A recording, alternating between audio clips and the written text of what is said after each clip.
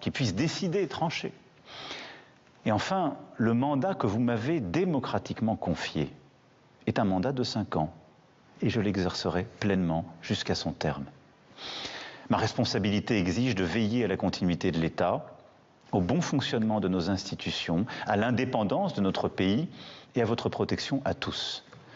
Je le fais depuis le début, à vos côtés, à travers les crises sociales, l'épidémie de Covid-19, le retour de la guerre, l'inflation et tant d'épreuves que nous avons partagées. À partir d'aujourd'hui, c'est une époque nouvelle qui doit commencer, où tous devront agir pour la France et où il faudra bâtir des compromis nouveaux. Parce que la planète avance, parce que les défis sont nombreux et parce que nous devons être ambitieux pour la France. Nous ne pouvons nous permettre ni les divisions, ni l'immobilisme.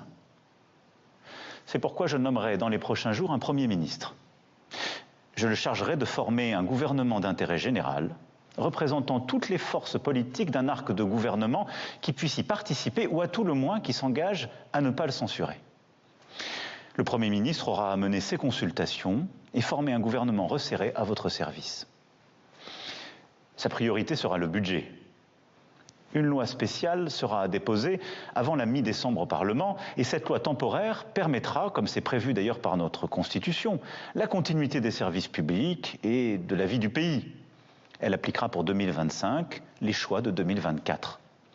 Et je compte bien qu'une majorité puisse se dégager pour l'adopter au Parlement. Les services publics fonctionneront, les entreprises pourront travailler, nos obligations seront tenues. Nos maires pourront évidemment là aussi continuer de fonctionner. Je les remercie encore de leur dévouement pour la nation.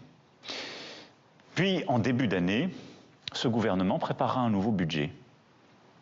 C'est nécessaire pour en effet protéger les Français des hausses d'impôts mécaniques liées à l'inflation, parce que je refuse que les Français paient la facture de cette censure.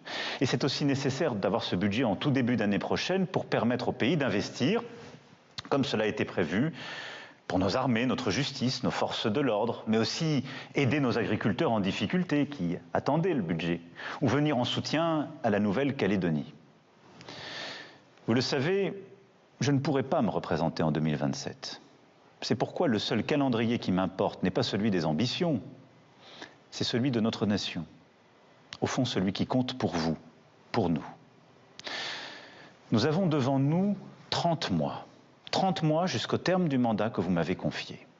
30 mois pour que le gouvernement puisse agir. Agir pour faire de la France un pays plus fort et plus juste. Innover, produire, investir dans les transitions technologiques et environnementales, instruire nos enfants et nos jeunes, prévenir et soigner, protéger.